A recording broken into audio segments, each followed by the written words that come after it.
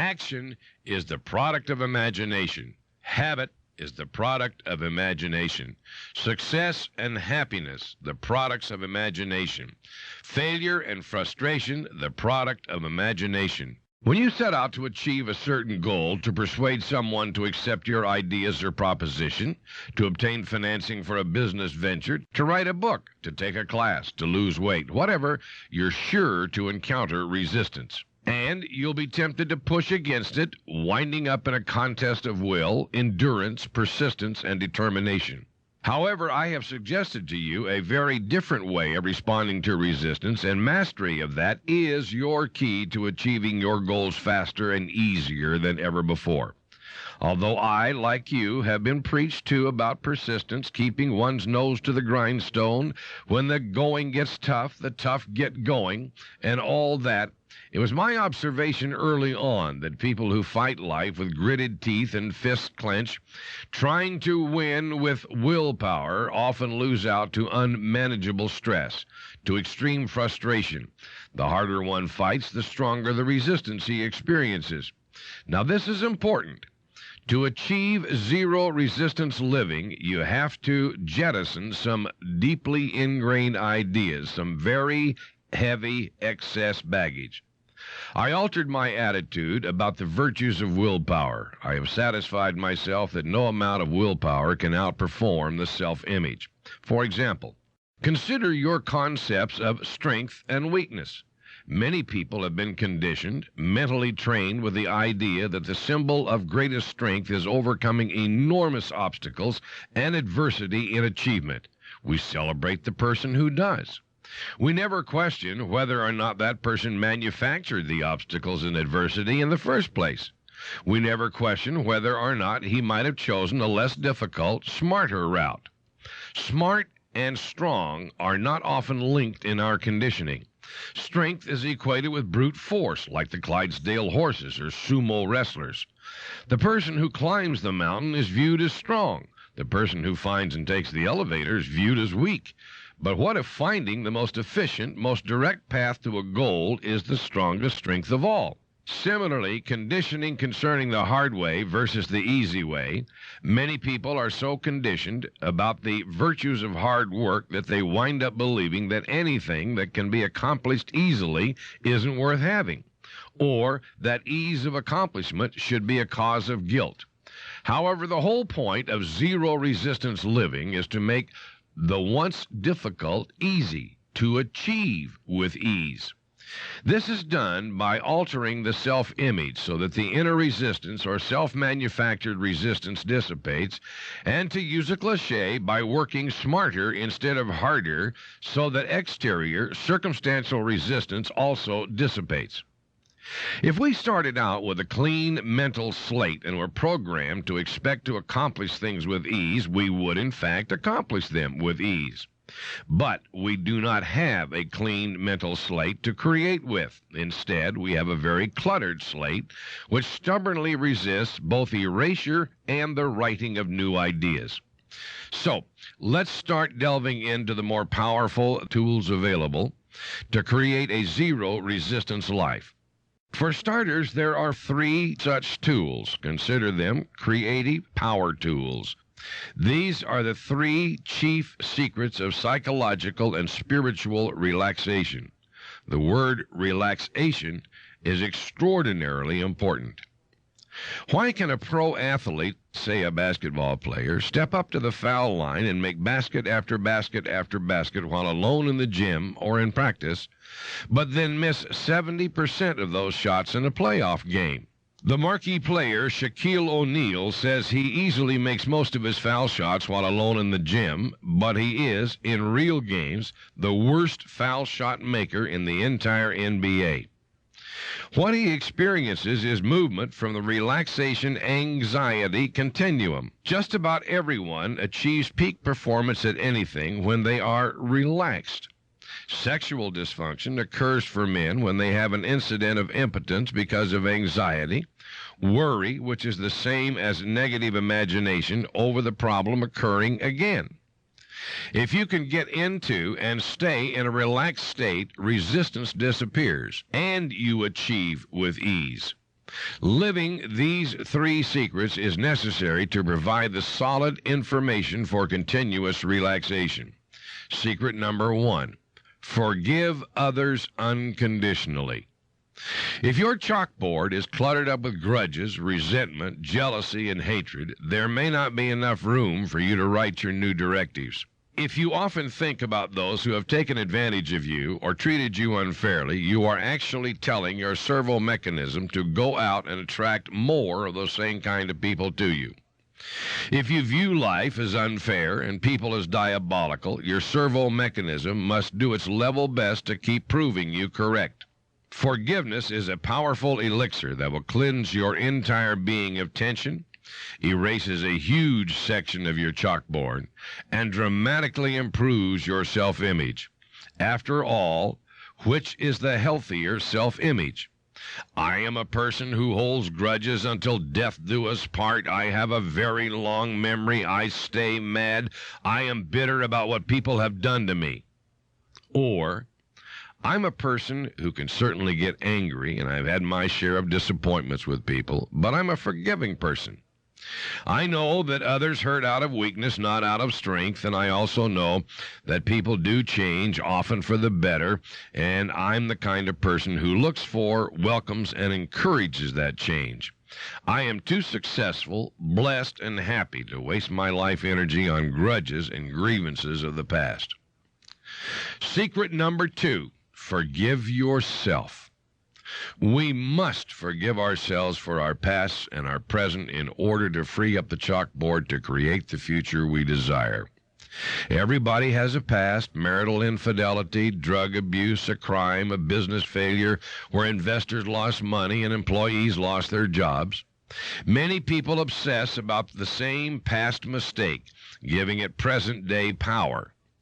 Guilt over something relatively trivial, shoplifting from a local store or mistreating an animal or a child, for instance, can haunt a person throughout their entire adult lives. In order to free your servo mechanism from the recurring assignment of punishing you, you must finally and fully forgive yourself for whatever you have done in the past that you are not proud of. Certainly do what you can, if there's anything you can do, to make amends. But then close the door on that episode and move on.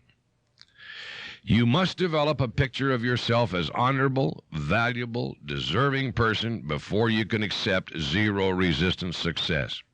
This is done by recognizing, remembering, and reinforcing all of your good points. In my lectures, I often mention the classic movie It's a Wonderful Life as an example of what could occur for each person as a good exercise to go through in your own imagination. You surely know the story. A man believing his family would be better off without him, seeing himself as a loser, was shown how he would be missed and how valuable he was and how wonderful life really was, including adversity. Not only is it critically important to forgive yourself for the past, but also to quickly forgive yourself for present time mistakes. When the wife of an important executive makes a casual, thoughtless comment at dinner that offends the important client, when the business partner blows the presentation to the banker, when the field goal kicker misses the kick in the last 20 seconds of the game, that makes the difference from going to the playoffs or going home. People in these and similar situations tend to turn the incident into a huge, heavy club and then beat themselves over the head with it unmercifully. If a person falls into this habit, turning each misstep, no matter how trivial, into a club to brutally beat the self-image with, it doesn't take very long before the servo mechanism gets the message loud and clear. This person only deserves misery, unhappiness, frustration, and failure. So it busies itself creating just that. I have always been fascinated by the very basic issue of how people see themselves. It is well known today, for example, that women look at themselves nude in a full-length mirror. They generally see a negatively distorted picture. They focus on some parts of the body that they feel are imperfect and see them in exaggerated form. They see themselves as heavier than they are. The most extreme example of this can be found in anorexics. People who, even though they are obviously skinny, and even though they are starving themselves to death, see themselves as fat. While a practicing cosmetic surgeon, I was frequently surprised at the distortions in how people saw themselves versus how I saw them, how others saw them, and how they really looked. People see similarly distorted psychological images of themselves. The secret many people never discover is how much power such images have. With all this in mind, I coined the term kind eyes and urge people to look at themselves with only kind eyes. To do the opposite of the woman looking at herself in the mirror and exaggerating her imperfections. To give ourselves a break, to see our best selves. Secret number 3, compete only with yourself to do better your own best.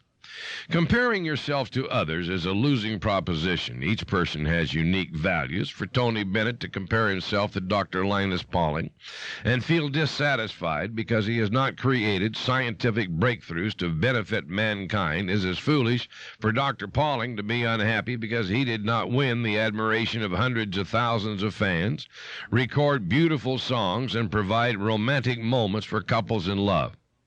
So is all competition bad? Of course not. Friendly competition in sports or business, competition to be at the top of a class or top of the sales force, to be the player of the year, such competition is a very real part of life and cannot be avoided. But the way you win your fair share of such competitions is to focus on bettering your own previous best, not obsessing over what the other person does. Take time often to note how you have improved, measuring yourself against yourself. These secrets can liberate your imagination. These days, there is considerable discussion in the medical community about the efficacy of the imagination in eradicating disease. Those who battle cancer back into remission often talk about having created some kind of little mental picture, such as taking all the cancer, balling it up, stuffing it into a metal waste can, securing the lid on the can, hauling the can to the dump, and dumping it into a landfill. This same kind of picture can be used as an exercise of the forgiveness of self. Let's take an actual example of using the imagination to create vivid mental pictures to give the servo mechanism a new set of directives, to achieve a new goal. Right now, you have a bad habit of hitting the snooze alarm 2 or 3 times before getting up in the morning. You never have time to exercise, often leave the house late, so you get very agitated and upset about the morning traffic jam and arrive at work late and stressed out. If we go and look at our chalkboard, we will see the pictures and probably written statements that reinforce the idea that you're not a morning person, that getting up is difficult and unpleasant. We'll see a picture of you hitting that snooze button to silence the dreaded alarm. A picture of you finally, grudgingly getting out of bed, shuffling and grumbling. A picture of you spilling coffee, tearing a button loose, suffering other little annoyances that come from rushing about like a chicken with its head cut off. In fact, we might see that picture on your chalkboard too. You must understand these pictures direct your servo mechanism to create the kind of morning you will have. So you will first want to erase those pictures off the board and then replace them with deliberately chosen, carefully crafted, vividly detailed new mental pictures. Maybe a picture of yourself setting a mental alarm inside your own head that will gently awaken you 5 minutes before the regular alarm clock goes off, morning after morning, infallibly, amazing you and eventually making that old annoying clock obsolete. A picture of you getting out of bed quickly, going quickly for an exhilarating shower, or maybe getting on the exercise bike for 10 minutes of brisk exercise. A picture of you getting dressed and ready to go in an unhurried, relaxed way.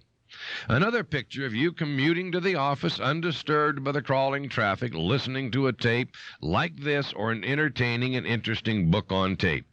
Another picture of you arriving at work early, relaxed, mentally attuned for the tasks of the day.